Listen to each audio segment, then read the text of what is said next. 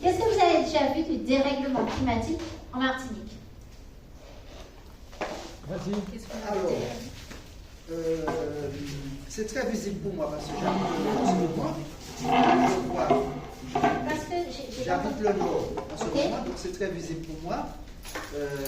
Mais c'est l'érosion de la côte au niveau du pêcheur, parce que c'est un endroit où je fréquente et où je vois réellement l'impact du réchauffement climatique et les conséquences en Martinique. Cette région-là, voilà. Ok, merci. Qu'est-ce que vous avez déjà vu encore? Il y a des glissements de terrain, un petit peu des inondations, Ouais. un petit peu partout.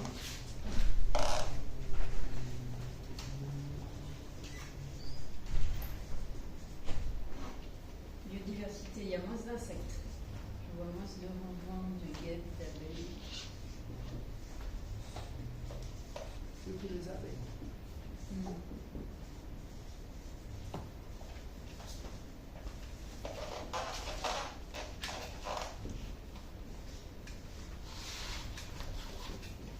Ok. Quoi encore?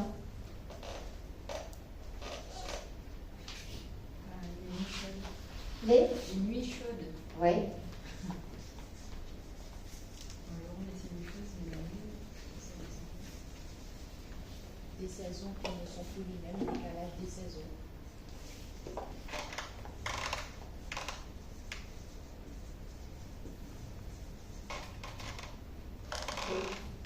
En lien avec ce qu'elle a dit, c'est sur les floraisons et les fruits. Des fois, il y a en double, des fois, il n'y en a pas du tout.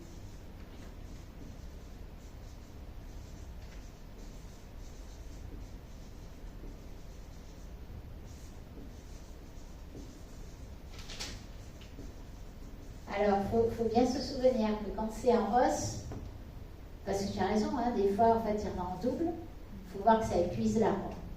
Derrière, on peut se dire, ah, c'est chouette, en fait, on a plusieurs récoltes. On a plusieurs récoltes qui épuisent l'arbre. En fait, les dynamiques modifient l'équilibre des végétaux. Jusqu'à ce qu'à un moment donné, le végétal n'en puisse plus. Qu'est-ce qu'il y a encore?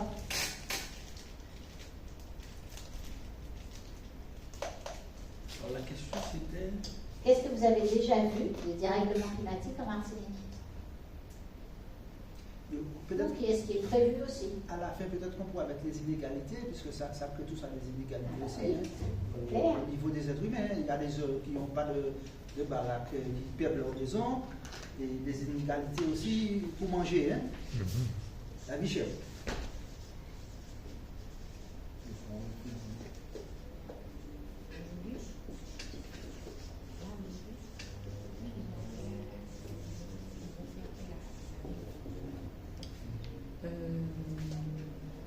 Mais par exemple, il y a des périodes où il n'y a pas de miel, par exemple, il n'y a pas assez de miel. Les abeilles, en fait, l'utilisation des pesticides à outrance détruit les abeilles. Et ça crée un problème au niveau de la pollinisation.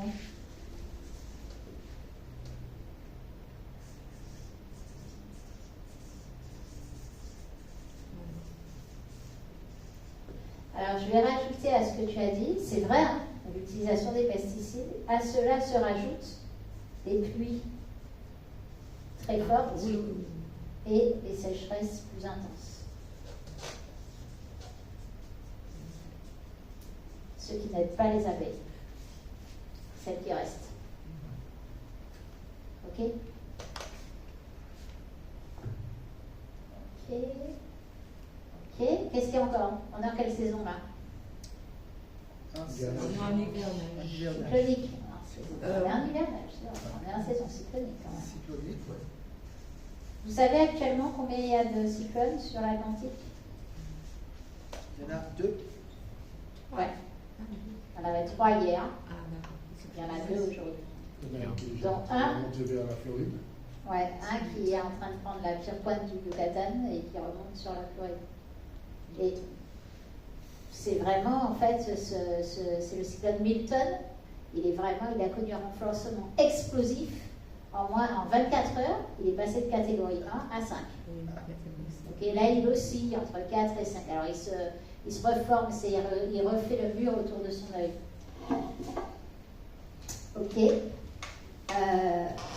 Et on a de la chance parce que les deux, Kirk et Joyce, non pas Joyce, c'est celui qui est, oui, Joyce, C'est un L. sont en train de repartir sur la droite. Enfin, Kirk est reparti sur la droite, vers l'est, et C'est pas Leslie? Leslie, merci. Ouais, c'est un Leslie repart également, et en train d'avoir une trajectoire bien nord et peut-être même nord-est.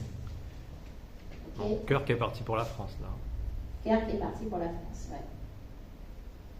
C'est la première fois que je voyais un cyclone aller aussi loin sur le territoire de l'Hexagone.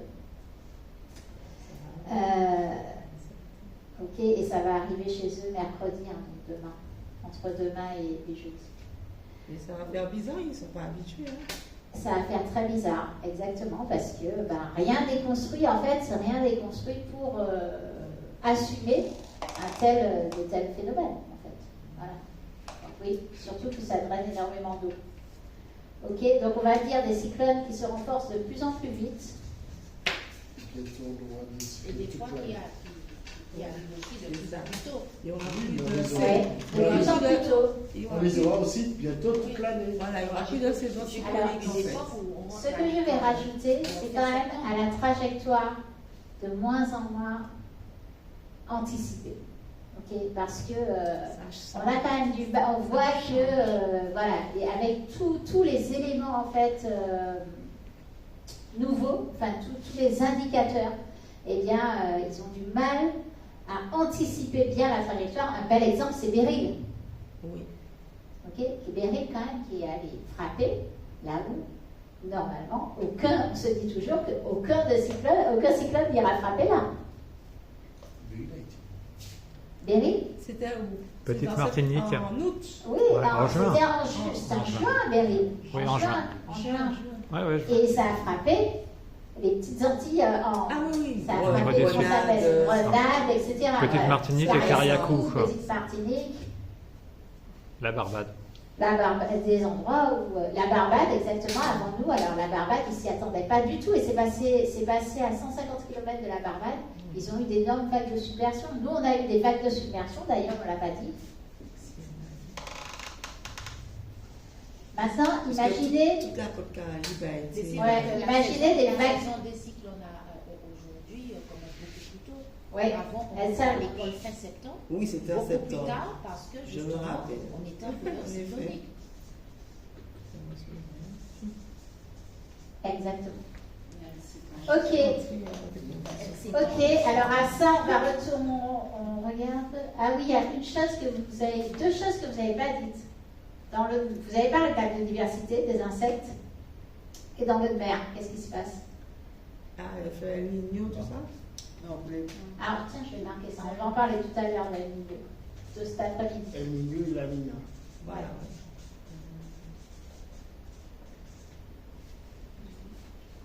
Dans l'eau de mer, qu'est-ce qui se passe? c'est Ouais, pareil. c'est poisson. Ouais. Vas-y, effectivement. C'est pareil pour les poissons. Enfin, les poissons, les animaux, comment on peut dire ça? On retrouve les animaux marins. Ouais, Ils sont en danger ouais, au niveau de quantité et au niveau de leur santé, propre santé, que ce soit Ouais. qui mangent du plastique. Et la diminution des ressources est en baisse, normalement. Enfin, d'après ce que j'ai ouais. sur certaines catégories d'espèces. Oui, tout à fait. Et on parle beaucoup de quoi également dans l'eau de mer? La pollution de l'eau elle-même. Oui, il y a la pollution de l'eau qui vient affecter Les quel. coraux. Les coraux. Ah oui, des coraux. Les coraux. Et pourquoi c'est important les coraux? Ben, c'est là que se reproduisent Exactement. espèces, Ouais. poissons. Dans le monde, c'est 25% de la population des poissons qui se reproduisent dans le corail, mais beaucoup plus en milieu tropical. Et c'est également, alors le corail, ça joue un autre rôle pour nous. C'est pour les cyclones. Oui, ça fait joue un rôle de protection des côtes. Et Barrage. qu'est-ce qui joue encore ce rôle de protection des côtes? Les mangroves. Les mangroves. Et entre le corail et la mangrove, qu'est-ce qu'il y a? Qui joue également un rôle de nurserie et de protection des côtes et de filtration de l'eau dans l'eau. Dans l'eau, Dans l'eau. La matière. Hein? J'ai pas entendu. Qu'est-ce qu'il y a? Réalise ça? je ne sais pas si c'est la côte elle-même. Ouais, dans l'eau, quand tu entres dans l'eau, au début de l'eau, avant les coraux en général, tu as des zones, Il y a des zones qui sont plus Vaseuses, les vases. ouais, Vases. et c'est pas de la vase. Ouais. Argileuse. On dit de la vase, c'est pas de la vase. Ce sont des herbiers. Des herbes. Et ce sont aussi de Mais bons tu as puits de aussi des carbone. zones vaseuses en fait qui. Alors, tout ça effectivement, comme dit Sébastien, c'est à la fois une réserve de vie, de carbone, c'est-à-dire c'est un puits de carbone, ce sont tous des puits de carbone, et un rôle de protection. Que l'on peut Et- fondre au fur et à mesure. Ah, tu n'es pas allé jusqu'au bout pour savoir pourquoi les coraux, les herbiers et les mangroves sont menacés, en particulier les coraux en premier. Qu'est-ce qui se passe au niveau des coraux cette année et même l'année dernière? Les coraux meurent. Eh oui, pourquoi Ouais. ils meurent? Mais pourquoi? Il y a trop de gaz dans Et il meurt c'est l'acidification de l'océan, c'est la température de l'eau et la pollution. C'est principalement d'ailleurs la température de l'eau et la pollution et l'acidification de l'océan. Ok, je vous ai dit que ça, c'était une des pièces maîtresses, la perturbation du cycle de l'eau. La sécheresse et la chaleur, ça tue. Et de plus en plus dans le monde. D'accord? Ça tue brutalement ou ça tue lentement. Pour un exemple brutal, on peut prendre par exemple les pèlerins qui ont été faire à la Mecque le pèlerinage. Et il y en a une partie d'entre eux qui sont morts. On peut prendre des sportifs, dont l'an dernier en Guadeloupe, on a attribué la mort à 5 personnes de décès à cause de la chaleur. Les crues, ça tue de plus en plus. Et ça fait perdre à la fois les habitations et ça dérègle l'économie. Ok? Ça dérègle le territoire. En fait, pourquoi ça tue? En fait, parce que les inondations, elles sont de plus en plus brusques, elles sont de plus en plus à des endroits où on ne s'y attendait pas, et elles font exploser des grosses constructions, des grosses infrastructures, comme par exemple les barrages. J'ai en tête 5 barrages qui ont lâché à travers le monde à cause des grosses intempéries, donc à cause d'un trop gros volume d'eau, ça a lâché. Si vous êtes sur la route, vous n'avez absolument aucune chance. Si vous êtes sur la route et que l'eau monte, et que vous êtes près d'un quai, ou que ça monte trop vite, la voiture elle est emportée. Le pont il peut lâcher. Au Brésil, on a vu ça il y a quelques mois. On a vu ça même dans les grandes Antilles l'an dernier. C'est absolument... c'est à la seconde. D'accord? Et c'est pour un risque qu'on se dit que, ma foi, on peut le prendre. Parce qu'il semble que ça passe. Ok? Les submersions... Alors, ça enlève la vie. Ça enlève la vie aux vivants. Ça enlève ça salinise l'eau potable. Et quand c'est très brusque, c'est pareil, ça tue. Hélène, le cyclone Hélène, qui est placé là sur la Floride, a tué 93 personnes.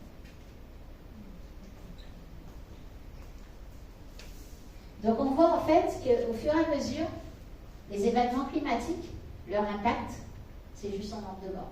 C'est en train de s'amplifier partout sur la planète et de s'amplifier en nombre de morts. Est-ce que nous, on en prend compte dans notre quotidien, Martinique? Non.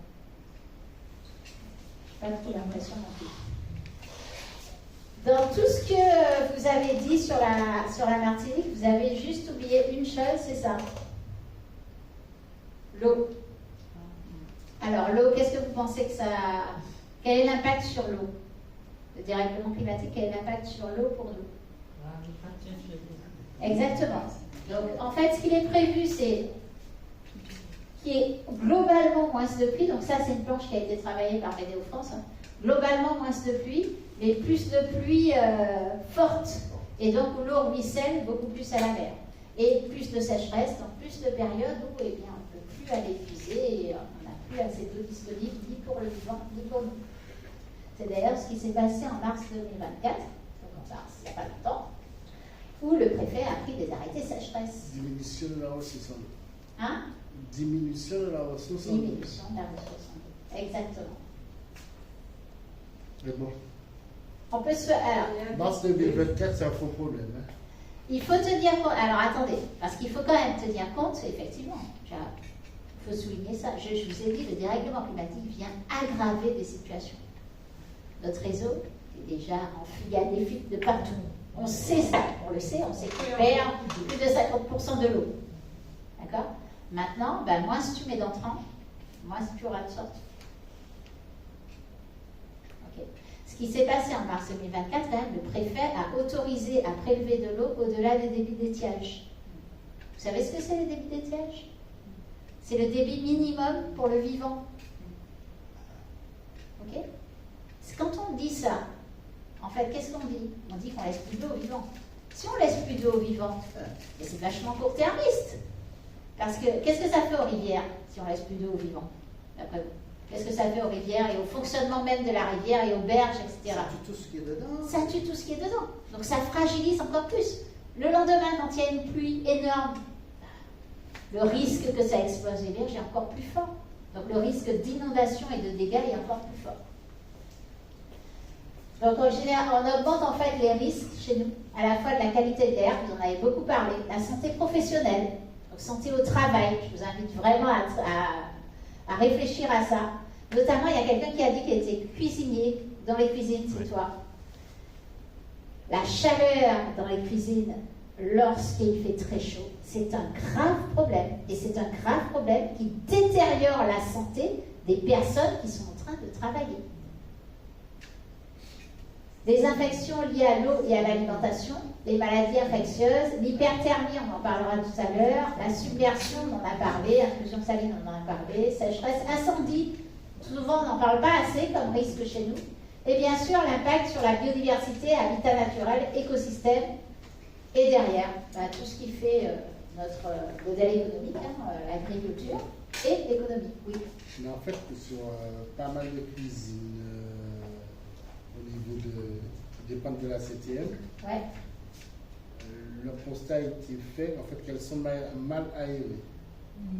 Et en fait, on n'a pas d'évacuation de la chaleur produite et de la chaleur extérieure.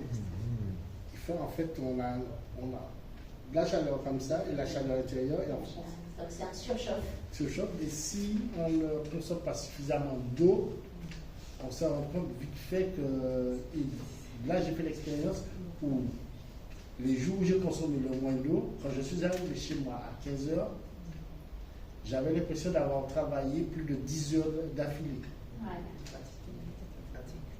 Donc j'avais une grosse fatigue et il m'est arrivé de dormir des après-midi, après le travail, entre 2 h et 3 h de temps, d'affilée. C'est vraiment super important ce que tu dis parce qu'en fait, on voit qu'au fur et à mesure, ça détériore le fonctionnement du corps humain. Ça l'altère. Et en fait, vous savez ce que ça détériore? Ouais, les fonctions rénales. Et ça crée, d'abord, on a des petites insuffisances rénales, jusqu'à arriver à la dialyse. Et donc, c'est des choses qui ne sont pas du tout anodines chez nous et qu'on devrait surveiller, mais qu'on ne surveille pas. Pas, en tout cas, pas dans ce sens-là. Pas à cause de la chaleur, je veux dire. On surveille le taux de dialyse, mais pas à cause de la chaleur. On surveille à cause du diabète, à cause du sucre, de l'obésité, etc. Mais pas à cause de la chaleur et pas pour les métiers qui sont en lien direct avec la chaleur. Alors que j'ai déjà des remontées d'opérationnels qui me disent, ou de personnes, par exemple des routes, qui me disent, Mais nous, on commence à avoir de plus en plus d'arrêts qui sont liés à des insuffisances rénales. Mais le pire, c'est C'est qu'en par la fait, chaleur. Oui. au niveau des cuisines, on n'est pas considéré comme des métiers à risque. Hein. Et pourtant, regarde, les 23 métiers les plus exposés à une température élevée, la cuisine, elle est ici. Attends, je te montre. Elle est... Un peu plus bas encore. Ouais, t'es dessus. Ouais, ici. Avant, c'est le BTP et l'agriculture, en gros. Et en fait, le problème, en fait... Mais c'est vrai que ça ne vient pas immédiatement, quoi. C'est-à-dire que si tu le sais parce qu'il n'y a pas réfléchi 2 secondes, eh bien, ça ne vient pas. Et en fait, j'ai la particularité d'avoir fait, si on considère effectivement la cuisine, d'avoir exercé un autre métier qui est aussi dangereux, c'est l'étanchéité traditionnelle. Ouais. Où en fait, vous chauffez du goudron en plein soleil. Ouais. Et j'ai fait ça pendant 14 ans. Là, c'est dingue. Non, mais quand il le dit, il faut se rendre compte derrière ce que ça donne, quoi. Et c'est des métiers comme ça qu'on expose tous les jours à des dangers humains, en fait, à des dangers de fonctionnement. Alors, il faut se poser la question, en fait, du pourquoi. Pourquoi est-ce qu'on continue? Je ne sais pas, moi, dernièrement, il y a 3 jours, en pleine chaleur, mercredi dernier, il faisait très chaud. Il y avait une équipe qui était en train à 12h30, de désherber sur les routes. Sur l'autoroute, de désherber au milieu de l'autoroute, là, sur le parapet. À 12h30. Vous avez vu, le goudron, déjà, c'est un métier qui demande beaucoup, qui demande des EPI complets, donc des équipements de protection complets. Et en plus, tu as la chaleur des voitures et la chaleur envoyée par l'autoroute elle-même. Allez, je vais vous faire réfléchir, parce que je sens que vous ne m'écoutez plus. Je vais vous donner, juste avant d'ailleurs, j'ai une question pour vous. On voit rarement les choses sous cet angle-là, sous cette globalité-là. Et des fois, en fait, ça peut susciter des choses, susciter des émotions. Donc en fait, on demande à la fresque du climat de les exprimer. Ok, parce qu'il ne faut pas qu'elle reste en vous. Et donc, je vous invite à vous mettre par 2. Et il y en a une qui va venir avec moi. Et à vous exprimer ce que vous ressentez à l'issue de ça. D'accord? Donc, ce que n'est pas cet exercice, c'est pas de dire « Ah, mais de toute façon, c'est la faute des Chinois, des États-Unis et de la guerre en Ukraine. » Ce que c'est de dire vraiment l'émotion qu'on a ressentie ou qu'on ressent en ce moment. Ça peut être, je peux vous faire, d'ailleurs, je vais vous afficher une roue des émotions. Et pour vous aider, je peux vous dire, moi, quand j'ai vécu la première fois la fresque du climat, j'ai ressenti de la peur et de la colère. Voilà, parce que c'est une émotion. J'ai rien ressenti de positif, mais vous avez le droit. Ok, je vous invite à réfléchir. Alors, ouais, on va se mettre par 2. Allez-y, mettez-vous par 2. Vous pouvez vous lever pour mettre par 2, comme ça, ça va vous réveiller. Allez.